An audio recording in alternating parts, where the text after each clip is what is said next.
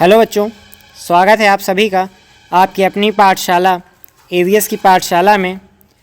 जैसा कि हाल ही में हमने एक न्यूज़ सुनी होगी जिसमें कुछ मज़दूर 40 से 50 लगभग मज़दूर कुछ सुरंग में फंसे थे, काफ़ी दिनों तक फंसे थे। तो क्या आप जानते हैं कि अगर सुरंग में लंबे वक्त तक कोई व्यक्ति फंस जाए तो उसके शरीर पर क्या असर पड़ता है? आज हम जानेंगे कि अगर कोई व्यक्ति किसी ऐसी स्थिति में पड़ जाता है तो उसके शरीर पर क्या उसके शारीरिक असर होते हैं या फिर मनोवैज्ञानिक असर होते हैं। चलिए, अगर कोई व्यक्ति ऐसी स्थिति में पड़ता है तो हम पहले जानेंगे कि उसके शरीर पर क्या असर पड़ता है। तो यहाँ पर एक असर पड़ता है जिसको हम बोलते हैं हाइपॉक्सिया। हाइपॉक्सिया क्या है? हाइपॉक्सिया है आपका शरीर में ऑक्सीजन की मात्रा का कम होना। अब जब इस स्थिति में कोई फंस जाता है तो उसके अंदर क्या एक दिक्कत आ जाती है? संवेदनशीलता की कमी।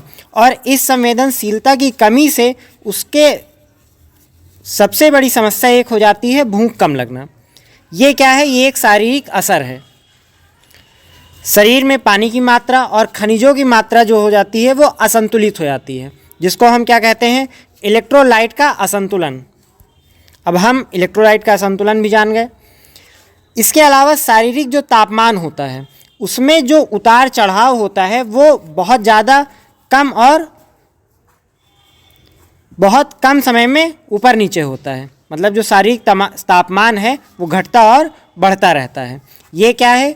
ये उनके शरीर में पड़ने वाला शारीरिक असर है।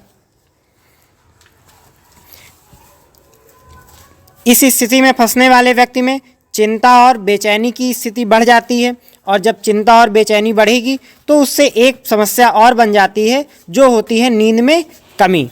और नींद में कमी होने के कारण बहुत सी मनोवैज्ञानिक समस्याएं खड़ी हो जाती हैं। अब मनोवैज्ञानिक असर देखते हैं। मनोवैज्ञानिक असर में है एक हैलुसिनेशन। हैलुसिनेशन क्या होता है? जो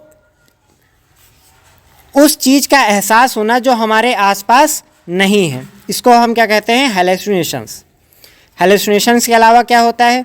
होता है पीटीएसडी। पीटीएसडी क्या होता है? Post traumatic stress disorder.